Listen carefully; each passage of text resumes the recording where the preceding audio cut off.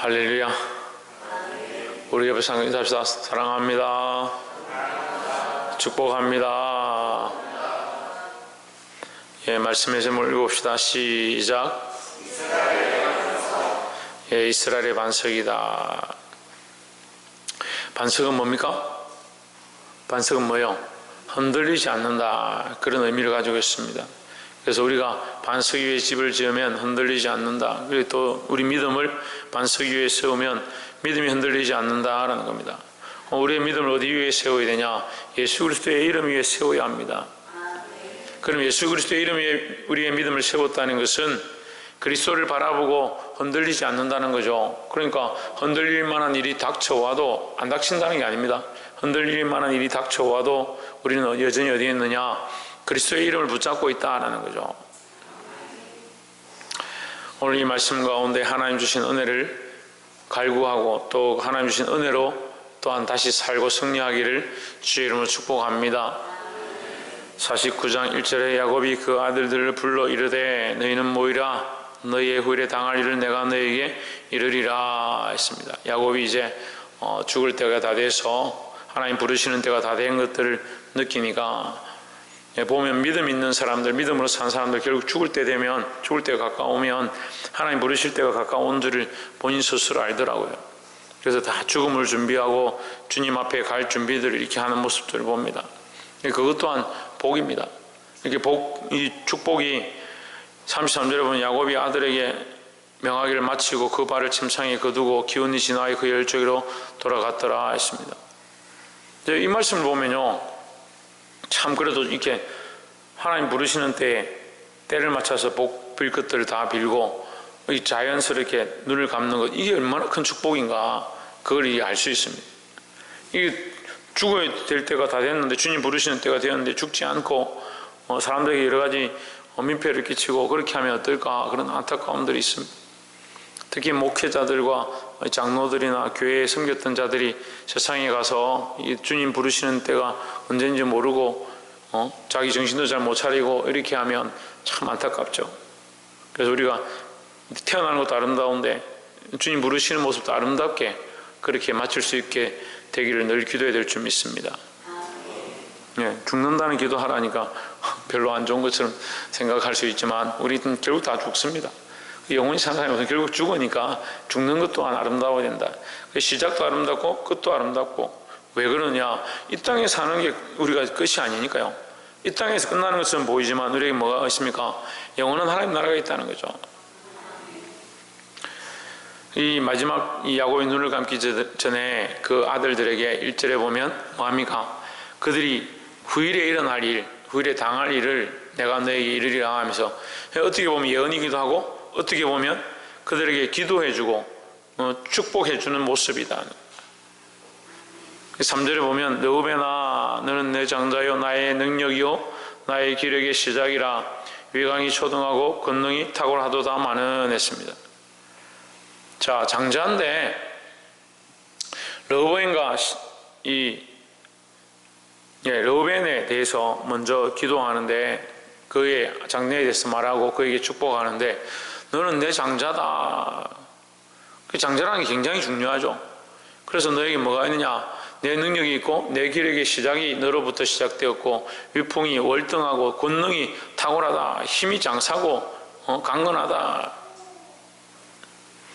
우리가 이걸 보면요, 하나님께서 우리에게 우리 인생을 허락하시고 우리에게 체력을 허락하시고 힘을 허락하시고 인생을 허락하시고 호흡을 허락하시고 우리가 많은 것들을 우리에게 주었다는 거예요.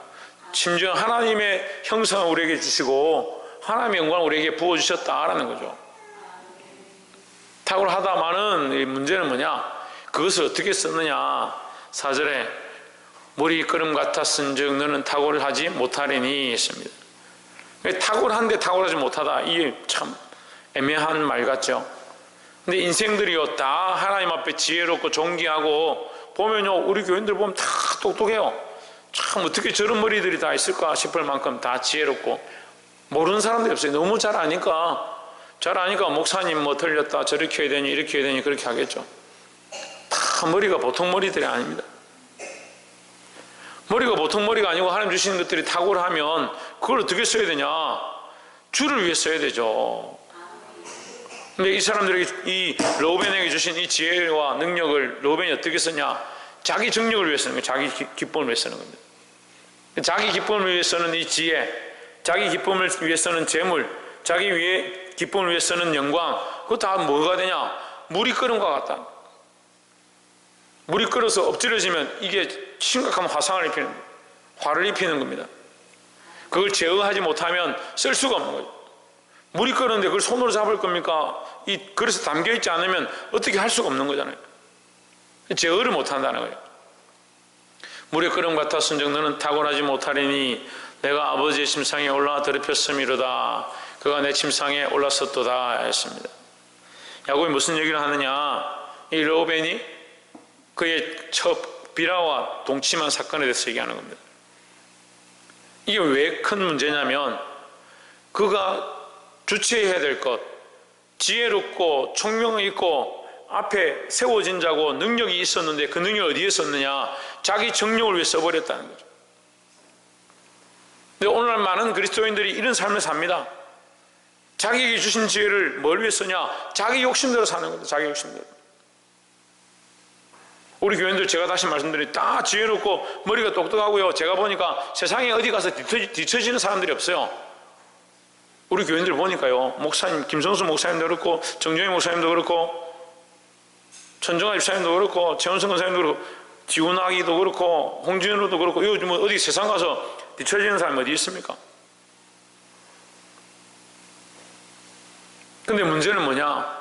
그걸 하나님 영광에서 잘 쓰면 하나님께서 그걸 복으로 갚으실 건데 여러분들이 다 그렇다는 게 아니고요. 그건 여러분 각자가 하나님 앞에 세워보아야 될 문제들이고 우리가 하나님 주신 이 영광과 지혜와 권능과 재주와 달란트들을 어떻게 써야 되냐? 하나님 영광 위에 써야 되는데 이걸 자기 욕심대로 쓰면 뭐가 되냐? 물에 끓음과 같다. 물이 끓으면 어떻게 하냐? 아까도 말했지만 제어를 할 수 없습니다. 끓는 물을 여기 부었다 합시다. 어떻게 할 겁니까? 어떻게 다시 담을 거예요? 물이 엎질러지면 담을 수 없는데 끓는 물은 더 담을 수가 없습니다.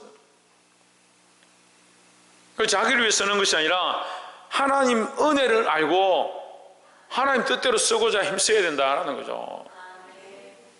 다들 은혜를 받고자 하고 능력을 받고자 하고 부함을 받고자 하고 재물을 얻고자 하고 세상에서 영광을 얻고자 하는 그런 생각들은 다 있고 그런 기도는 계속합니다. 근데 문제는 뭐냐? 그거 받고 나면 어떻게 할 거냐? 받고 나면 그걸 어떻게 쓸 거냐? 뭐 하는 데 쓸 거냐? 그 하나님을 위해 쓸 마음이 없는 거예요. 그렇게 구하는 것도 자기를 위해서 구하고 구해서 받은 것도 자기 영광을 위해서 쓴다는 거죠. 차라리 그렇게 하면 안 받는 만 못하다. 사랑하는 성도 여러분, 하나님께서 우리에게 주신 이 지혜와 능력들을 하나님 영광을 위해 잘 쓰시기를 주의 이름으로 축원합니다. 두 번째 말씀은 8절에 유다야 너는 내 형제의 찬송이 될지라 했습니다. 유다야 너는 내 형제의 찬송이 될지라. 그럼 내 형제들이 너를 찬송할 것이다. 내 손이 내 원수의 목을 잡을 것이요 내 아버지의 아들들이 내 앞에 절하리로다 했습니다. 누가 절하냐? 너 아버지의 형제들 모든 형제가 너 앞에 절할 것이다. 12지파가 너에게 절할 것이다. 너는 12지파의 가장 높은 자리에 있을 것이다. 유다에 대해서 얘기하는 게 아니라 유다의 후손에 대해서 얘기하는 겁니다. 9절에 유다는 사자 새끼로다. 내 아들아 너는 움킨 것을 찢고 올라갔도다. 그가 엎드리고 웅크림이 수사자 같고 암사자 같으니 누가 그를 범할 수 있으랴. 10절에 홀이 여러분 성경 규라 되어 있는데 규나 홀이나 똑같은 겁니다. 왕이 드는 지팡이, 전에도 말씀드렸는데 왕이 드는 지팡이에요. 이 왕이 지팡이로 가리키는 것이 명령입니다. 그러니까 왕의 통치를 가리키는 거죠. 규가 유다를 떠나지 아니하며 했습니다. 그러니까 이 유다의 후손들 가운데서 뭐가 나느냐? 왕이 나고 통치자가 난다. 규가 유다를 떠나지 아니하며 통치자의 지팡이가 그 발 사이에서 떠나지 아니하기를 했으니까 지팡이가 떠나지 아니하니까 유다의 후손들 중에 계속 왕이 태어난다. 특별히 다윗이 유다의 후손인 겁니다. 다윗으로 말미암아 그 유다 땅에 많은 왕들이 계속 태어나죠. 하나님께서 이 언약을 지켜가시는 거예요. 물론 그 가운데 범죄에서 하나님 앞에 맡기기도 하고 끊어지기도 하지만 계속 하나님 이것을 연결하셔서 결국 어디까지? 실로가 오시기까지 했으면 실로가 오시기까지. 실로는 평강의 왕이다. 평강의 왕. 평강의 왕이 누굽니까? 예수 그리스도입니다. 평화의 왕이죠. 말 그대로 세상의 왕은 권력과 힘과 칼과 강력함으로 세상을 통치하지만 예수 그리스도는 뭐로 통치한다? 평화로 통치한다 하는 거죠. 실로가 오시기까지 너희가 기다리는 평화의 왕이 올 때까지, 그러니까 평화의 왕까지 연결되어진다. 다시 말하면 그리스도 오실 날 때까지 유다의 너를 통해서 통치자들이 태어날 것이다 라는 축복이죠. 그에게 모든 백성이 복종하리로다 했습니다. 결론은 누구에게 복종하냐? 실로에게, 그리스도에게 모든 백성이 복종한다. 할렐루야. 자, 이 말씀이 왜 유다에게 축복이고 또 이 말씀이 우리에게 왜 희망이냐? 그리스도가 오시는 것이 온 이 이스라엘 백성의 구원이고 그 12지파가 유다에게 엎드리는 것처럼 그리스도 앞에 엎드리고 그로 말미암아 그리스도로 말미암아 구원을 얻게 되니까 그리스도에 오신 것 자체가 구원의 통로가 열려지고 하나님 앞으로 갈 수 있는 길이 열렸다는 거죠. 그러니까 은혜죠. 그리고 우리에게 이 그리스도가 오심으로 말미암아 구원을 소망하고 하나님 나라를 바라볼 수 있으니까 이 그리스도의 오심이 우리에게 너무나도 큰 축복이다라는 겁니다. 우리가 첫 번째 나눴습니다. 자기 육신을 위하여, 자기 정력을 위하여 하나님 주신 것들, 하나님 주신 달란트와 재력과 능력과 이 힘들을 다 쓰면 결국 망한다는 거죠. 근데 그리스도께서 오셔서 우리를 구원하시기 원한다는 거예요. 그럼 우리는 구원받은 백성으로서 어떻게 살아야 되냐? 우리에게 주신 것들을 더욱 주를 위해 사용해야 된다는 겁니다. 시간을 주를 위해 사용하십시오. 여러분 생각들을 주를 위해 사용하십시오. 지혜를 주를 위해 사용하십시오.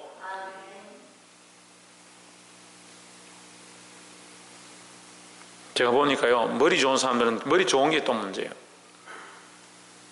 체력이 좋은 사람은 체력 좋은 곳으로 바람피고 죄를 짓고요, 머리 좋은 사람은 머리 좋은 곳으로 하나님을 자기가 헤아려 보는 겁니다. 하나님 이런 분이다 저런 분이다 따겠자 헤아리는 겁니다. 하나님은 헤아리는 분이 아니고요, 뭐 하는 분입니까? 하나님 뭐 해야 되는 분입니까? 김성수 목사님 뭐 해야 됩니까? 아니, 김계순 권사님, 하나님은 헤아릴 뿐이 아니고 뭐 해야 될 뿐입니까?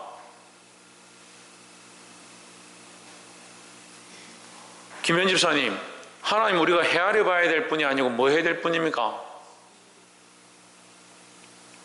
천정환 집사님, 하나님 우리가 헤아릴 뿐이 아니고 뭐 해야 될 뿐입니까?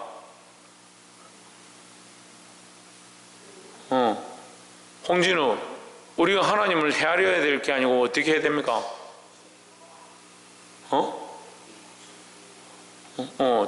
천정민 집사님, 우리가 하나님을 헤아릴 게 아니라 뭐 해야 됩니까? 박창조, 뭐 해야 됩니까?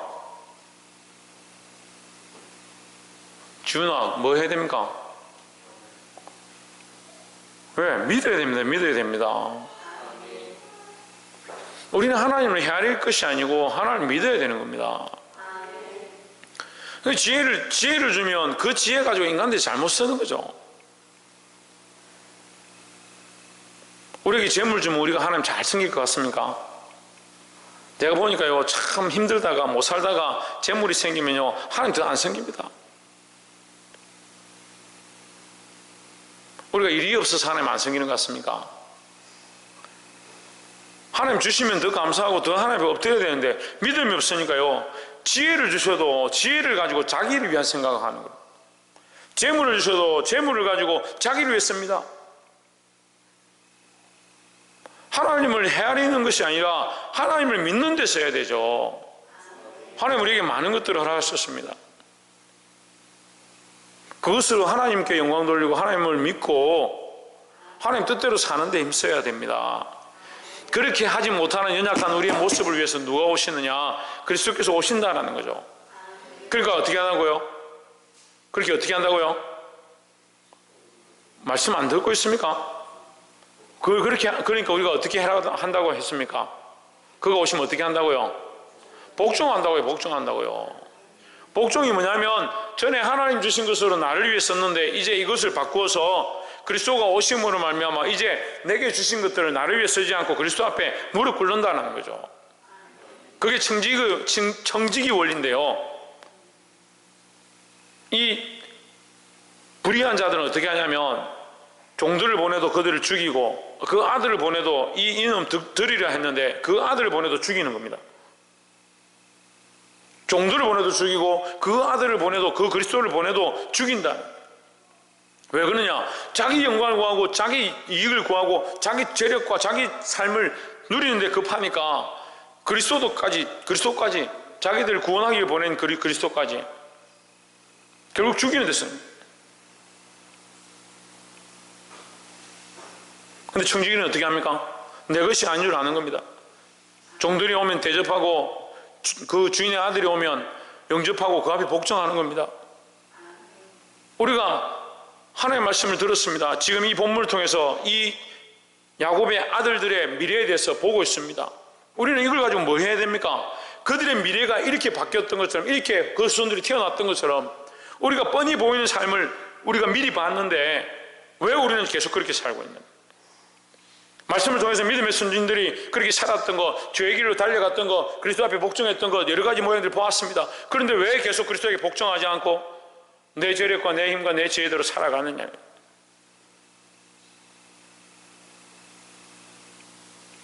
도대체 성경을 왜 보고 예배를 왜 하러 와 있습니까? 우리가 믿는다 하면 그에게 모든 백성이 복종하리로다 했던 것처럼 우리에게 주신 모든 것들을 주님 앞에 내려놓고 복종하기 시작해야 됩니다. 다시 말씀드리면 뭐가 문제냐, 뭐가 키워드냐, 내 마음대로 썼느냐, 내 정욕을 내 마음대로 썼느냐, 내 지혜를 내 마음대로 썼느냐, 아니면 그리스도에게 복종해서 썼느냐. 제가 몇 달째 똑같은 얘기를 하고 있는데 못 알아듣는 사람들이 있어요. 우리는 청년들은 감정이 문제예요. 감정이. 장년들은 순종이 문제예요. 순종이. 청년들은 이 감정을 내려놓지 못하는 겁니다. 순종하겠습니다. 순종 좀 합니다. 한, 둘, 셋, 팡. 순종을 한 번 하고 두 번 하고 세 번째 되면 터져버리는 거예요. 자기 감정을 주체하지 못합니다. 그럼 뭐라고 합니까? 내가 이럴 줄 알았습니다. 하는 거예요.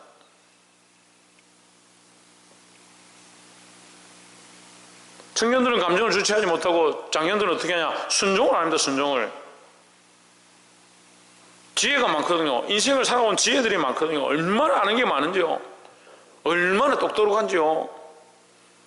저는 제가 욕하는 게 아니에요. 똑똑한 건 좋은 겁니다. 지혜로운 건 좋은 거예요. 문제는 뭡니까?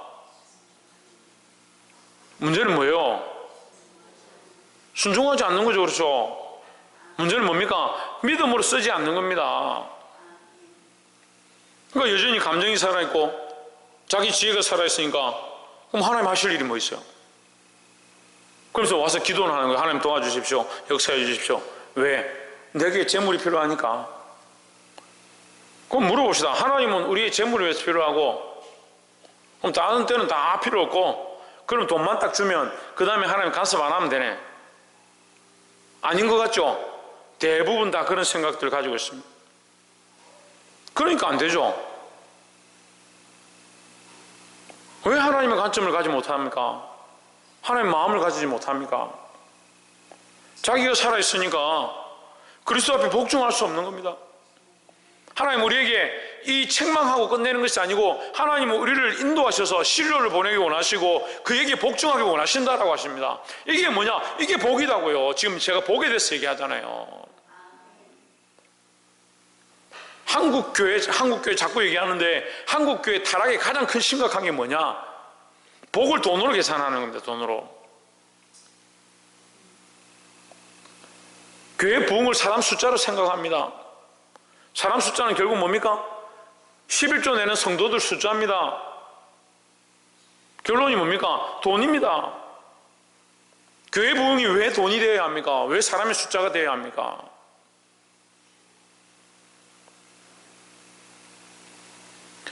교회 부흥은요, 복종하는 자들입니다. 복종하는 자들. 누구에게 복종하냐? 예수 그리스도 이름 앞에 복종하는 겁니다.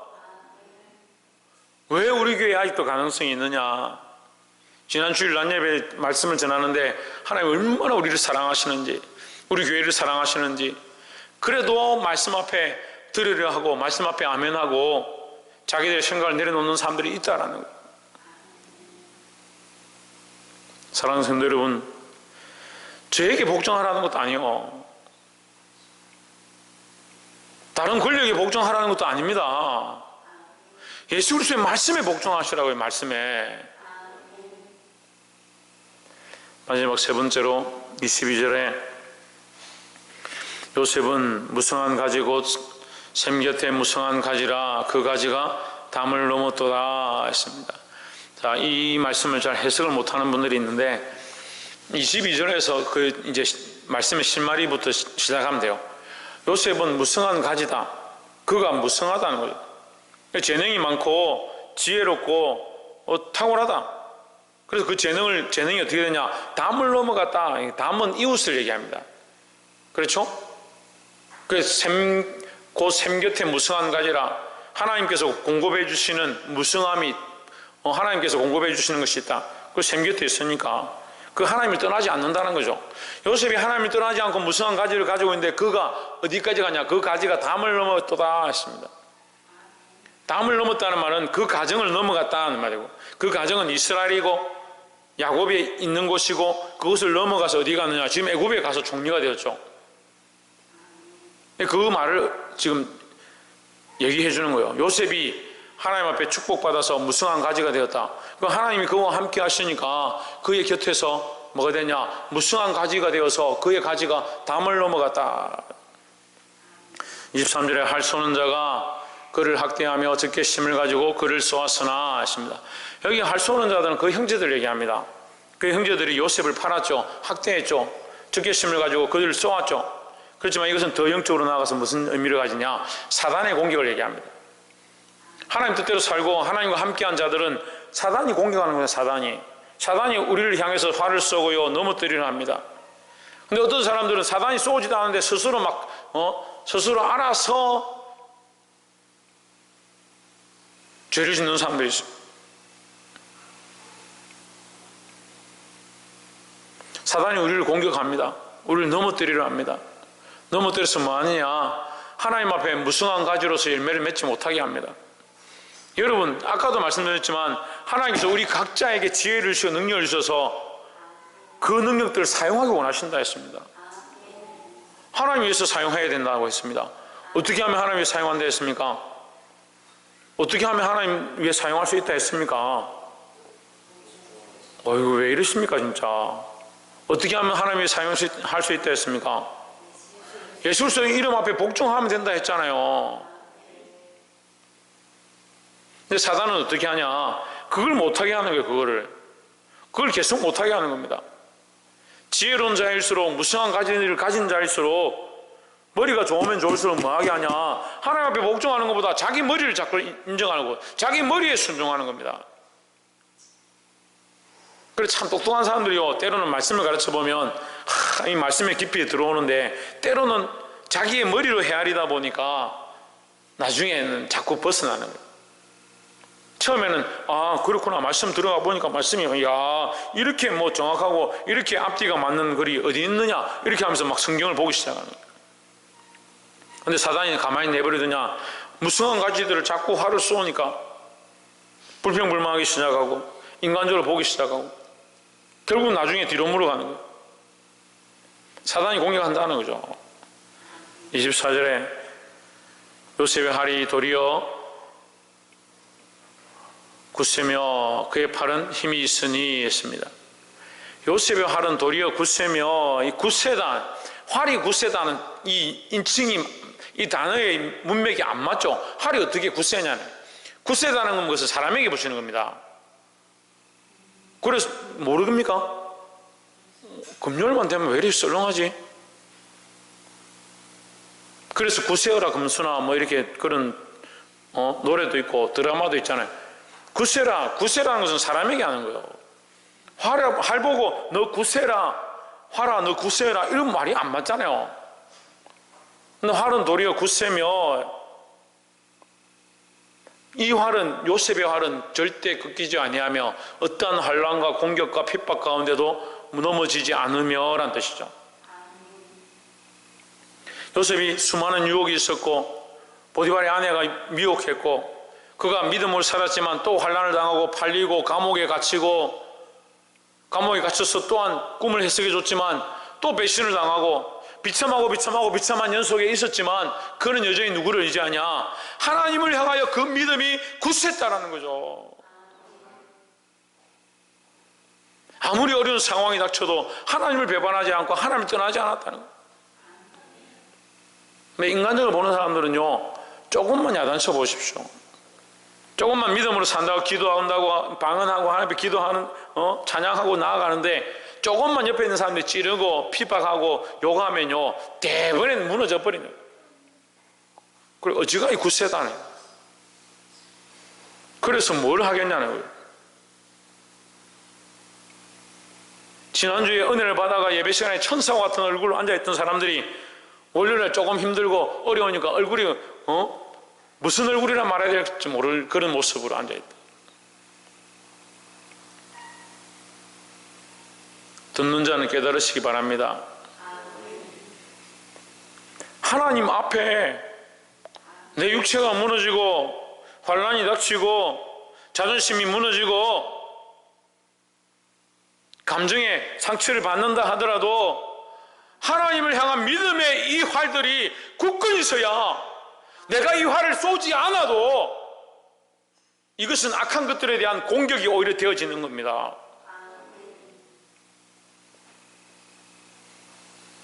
그런데 조금만 공격이 와도 무너지는 걸 잘해요. 누가 뭐랬다 하면 도대체 누가 나를 이렇게 했냐? 뭐 이런 상황이 생겼다면 왜 그렇게 만들었냐? 참 다 말할 수 없는데요. 답답합니다. 요셉의 활은 도리어 굳세며 그의 팔은 힘이 있으니, 요셉의 활이 굳세고 그 팔이 힘이 있는 것이 아니고 그가 뭐요? 전능자를 의지합니다. 요셉이 하나님을 믿는 그 믿음이 굳세고 그 팔이 하나님을 의지하는 것을 놓지 않는다는, 그 하나님이 그를 잡고 있으니까 그가 놓을 수가 없는 거죠.